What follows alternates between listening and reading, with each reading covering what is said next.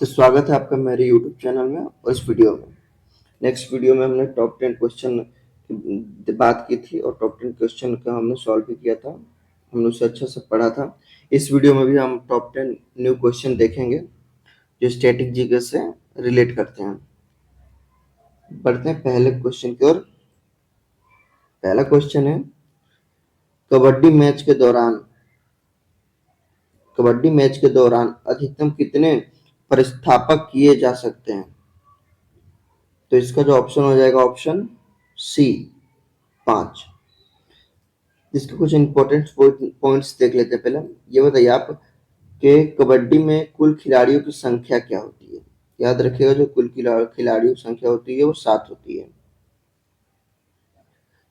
खेल का मैदान, जो कबड्डी का खेल का मैदान होता है उसे कोर्ट कहते हैं। याद कर रखिएगा, उसे कोर्ट कहते हैं। और मैदान की माप, जो मेजरमेंट ऑफ कोर्ट होता है वो याद रखिएगा, वो मेल के लिए, मेल और फीमेल के लिए अलग अलग होता है। मैं दोनों यहाँ पर बता दे रहा हूँ, नोट कर लीजिएगा। फीमेल के लिए और मेल के लिए अलग अलग होता है। मेल के लिए जो होता है वो 13 × 10 मीटर का होता है, जिसमें 13 उसकी लेंथ होती है और ये उसका ब्रेथ होता है। लंबाई 13 होती है और चौड़ाई 10 होती है। और फीमेल का जो होता है 12 × 8 मीटर होता है। इसमें जो आपका इनकी जो ये लेंथ होती है और ये ब्रेथ होता है, ये आप याद रखिएगा। और ये एक और बात यहाँ पर नोट करिएगा, जो उसकी टाइमिंग होती है। देखो मैं इसे इरेज कर लेता हूँ पहले।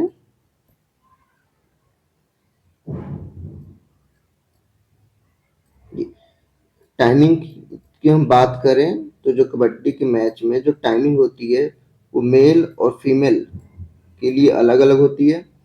मेल को 20 मिनट्स मिलते हैं, जिसमें से दो 20 मिनट का मैच होता है।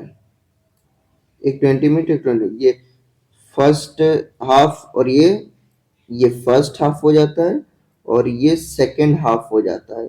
और बीच में 5 मिनट का ब्रेक मिलता है, ये 5 मिनट का ब्रेक होता है। फीमेल का इधर 50 मिनट, उधर 50, ये 15-15 मिनट का मैच होता है और बीच में 5 मिनट का ब्रेक होता है। इनको 30 मिनट होता है, इनको 40 मिनट्स, याद रखिएगा। बढ़ते हैं अगले प्रश्न की ओर। कथा सरित सागर कथा सरित सागर किसके द्वारा लिखा गया है? किसके द्वारा लिखा गया है? याद रखिएगा ऑप्शन डी सोमदेव द्वारा लिखा गया। इसी को द ओशियन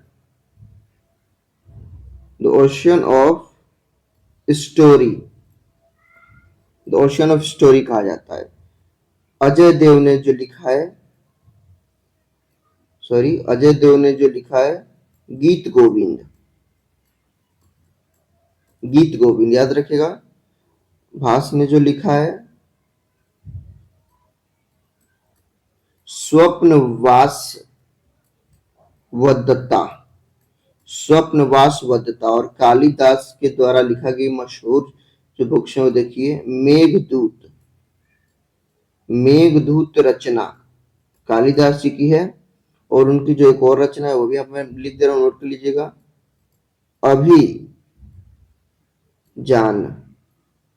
अभिजान शकुंतलय। मैं यहाँ पर इरेज करके एक बार लिख देता हूँ।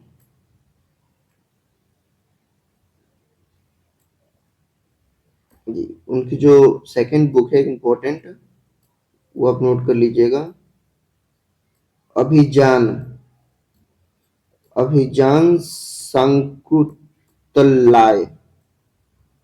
शकुंतला, ये उनकी बुक है। बढ़ते अगले प्रश्न की ओर।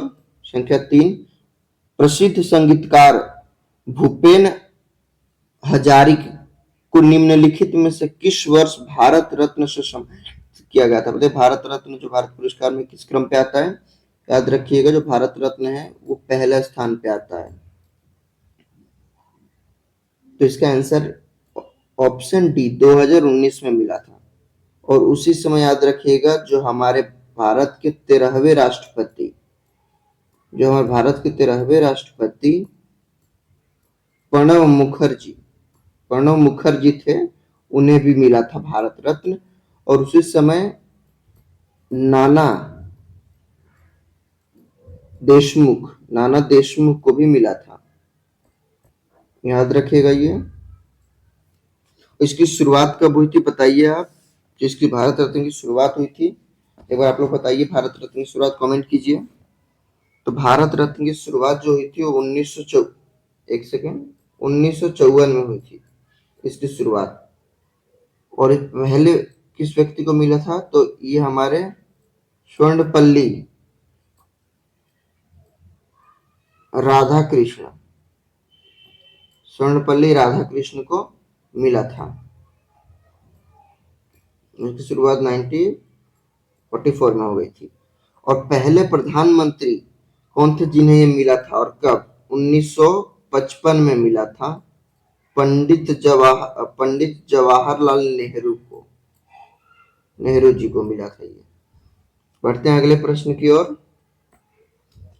रामसर कन्वेंशन के अनुसार निम्नलिखित में से कौन सा विश्व आर्द्रभूमि दिवस है, याद रखिएगा। ऑप्शन ए 2 फरवरी रामसर सम्मेलन। ये जो रामसर सम्मेलन है, ये जो फर्स्ट टाइम हुआ था, ये ईरान में हुआ था, याद रखिएगा, ईरान में ये हुआ था 2 फरवरी 1971 को हुआ था। और जो रामसर संधि भारत के जिसके साथ संधि हुई थी, इसकी संधि 1975 में हुई थी। और भारत ने इसे साइन कब किया था, 1982 में भारत ने इसे साइन किया था, याद रखिए 1982 में भारत ने साइन किया था। भारत की पहली रामसर साइट 1981 में थी, साइन तो 82 में किया था, 1981 में ही काम चालू था, इसलिए 1981 होता है। जो साइट थी वो पहले 1981 में थी, याद रखिएगा। और साइन 1982 में किया था, कंफ्यूज मत होइएगा इसमें। और जो पहली साइट थी वो चिल्का झील, याद रखिएगा, चिल्का झील। ये कहाँ स्थित है, तो उड़ीसा में स्थित है। भारत में सबसे बड़ा रामसर है, याद रखिएगा, सुंदरवन है। और सबसे छोटा याद रखिएगा रेणुका लेक, सबसे छोटा रेणुका लेक है, याद रखिएगा, इंपॉर्टेंट है। और रेणुका लेक हिमाचल प्रदेश में है, नोट कर लिया। और जो हमारे पास टोटल रामसर की संख्या है टोटल, वो 85 है, याद रखिएगा। बढ़ते हैं अगले प्रश्न की ओर।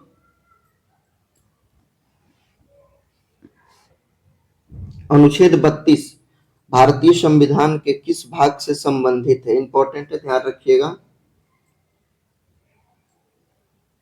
ऑप्शन सी भाग 3। और इसमें जो रीट की संख्या, याद रखिएगा, इसमें जो रीट की संख्या वो 5 रीट है, याद रखिएगा। एक एक की बात करते हैं। जो पहला रीट है उसमें याद रखिएगा, जो पहला रीट है वो बंदी प्रत्यक्षीकरण। इसका मतलब होता है जो बंदी है, जो मुजरिम, उसे 24 घंटे के अंदर, मतलब 24 घंटे के अंदर कोर्ट में पेश करना होता है, जाने और आने का समय इंक्लूडेड नहीं होता है। बढ़ते हैं दूसरे रीट की ओर। इसमें मैंने बोला आपको 5 रीट है, तो दूसरे रीट की ओर देख लेते हैं। जो इसमें दूसरा रीट है वह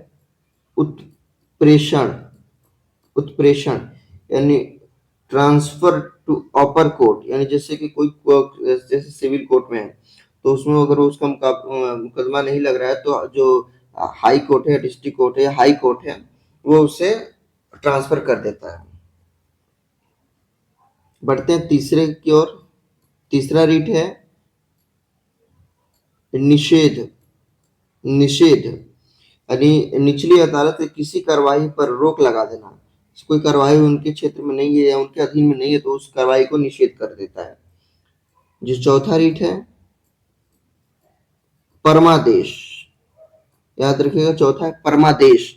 इसमें हम आदेश देते हैं, कहने का मतलब है कि जैसे आप किसी अधिकारी के पास गए और आपका काम नहीं कर रहा है तो आप कोर्ट में जाइएगा और वहां पर मतलब इस अनुच्छेद आर्टिकल 32 के तहत वहां पर जज के सामने आपको बात करें तो जज आर्टिकल 32 के तहत आपको वो एक आदेश, एक लेटर देगा।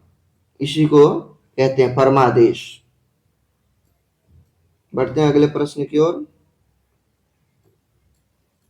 सॉरी मतलब अगले रीट की ओर। जो पांचवा और अंतिम रीट है वो देख लेते हैं। वो कहता है अधिकार, अधिकार परीक्षा, अधिकार परीक्षा किसी अधिकार से या क्या अधिकार है। जैसे मान लीजिए कोई व्यक्ति है और वो किसी पद पर नहीं है और उसने वो कार्य कर दिया, कोई मान लीजिए जैसे IAS IPS के पद पे नहीं और उसने वो कार्य कर दिया, तो जब कोर्ट के सामने वो जाएगा तो जज से पूछेगा कि आपने किस अधिकार से किया। उस अधिकार की बात की है पांचवी रीट में। बढ़ते हैं अगले प्रश्न की ओर। ये इंपॉर्टेंट था, आपसे ध्यान में जरूर रखिएगा। भारतीय संविधान में कितने मौलिक कर्तव्यों का प्रावधान किया गया है। तो याद रखिएगा ऑप्शन ए 11 मौलिक कर्तव्यों का प्रावधान किया गया है। और जो मौलिक कर्तव्य है, यहाँ मौलिक कर्तव्य जो ये भाग जो संविधान के भाग 4 में है, भाग 4A में है। और ये जो आर्टिकल 51A, याद रखिएगा आर्टिकल 51A से है। और ये आपका देश किस देश से लिया गया, याद रखिएगा ये USSR से लिया गया है। मौलिक कर्तव्यों कब जोड़ा गया, जो मौलिक कर्तव्य कब जोड़ा गया संविधान में, तो वो इरेज कर लेता हूं, पहले मैं हटा देता हूं उसे। बढ़ते हैं, तो वो आपका 42वें संशोधन के तहत 1976 में जोड़ा गया है। जिस कम्युनिटी ने जोड़ा, कम्युनिटी बनी थी, उस कम्युनिटी के जो हेड थे सरदार स्वर्णपर्ण सिंह थे, जिसमें टोटल 12 सदस्य थे, 12 मेंबर थे। बढ़ते हैं अगले प्रश्न की ओर। निम्नलिखित में से कौन सा मौलिक कर्तव्य प्रावधान अनुच्छेद 21A के समान है। याद रखिएगा जो इसमें मौलिक कर्तव्यों का प्रावधान है वो 21A के जो है वो आर्टिकल, याद रखिएगा इसमें कितने आर्टिकल है 21A में, 6 से 14 आर्टिकल की बात की गई है, इसके बीच के आर्टिकल की बात की गई है, जिसमें आपका ऑप्शन बी अनुच्छेद 51A के 11, जो 11 स्थान पर के अल्फाबेट में कितने पाता है, के 11 पाता है, तो 6 से 14 के बीच में 11 आता है ना, उसी में अनुच्छेद A की बात की गई है। बढ़ते हैं अगले प्रश्न की ओर। निम्नलिखित में से कौन सा अनुच्छेद राष्ट्रपति के चुनाव प्रणाली को बताता है। तो याद रखिएगा ऑप्शन डी अनुच्छेद 55, जो राष्ट्रपति के चुनाव प्रणाली को बताता है। बढ़ते हैं अगले प्रश्न की ओर। कोलेरू झील किस राज्य में स्थित है। तो याद रखिएगा ऑप्शन सी आंध्र प्रदेश में स्थित है। और इसे ये रामसर साइट कब बना, ये रामसर साइट कब बना था, ये भी याद रखिएगा। रामसर साइट 2002 में रामसर साइट में शामिल हुआ। और याद रखिएगा ये सेकंड सबसे बड़ा झील है, सेकंड सबसे बड़ा झील है। बैठते हैं अगले प्रश्न की ओर। गुरु डोंगमार झील निम्नलिखित में से किस राज्य में स्थित है। याद रखिएगा गुरु डोंगमार झील निम्नलिखित में से किस राज्य में स्थित है। तो आपका ऑप्शन बी सिक्किम में स्थित है। जो यहाँ पर याद रखिएगा इससे एक रिलेटेड झोलामू झील, सॉरी चोलामू, याद रखिएगा चोलामू झील, जो चोलामू लेक है वो सिक्किम में स्थित है। भारत में सबसे बड़ी झील है, याद रखिएगा ये भारत की सबसे बड़ी झील है। ये याद रखिएगा ये जो तीस्ता नदी से निकलती है झील। ये वीडियो यहीं पर खत्म करते हैं और मैं आशा करता हूँ कि जो ये क्लास आपको समझ आई होगी।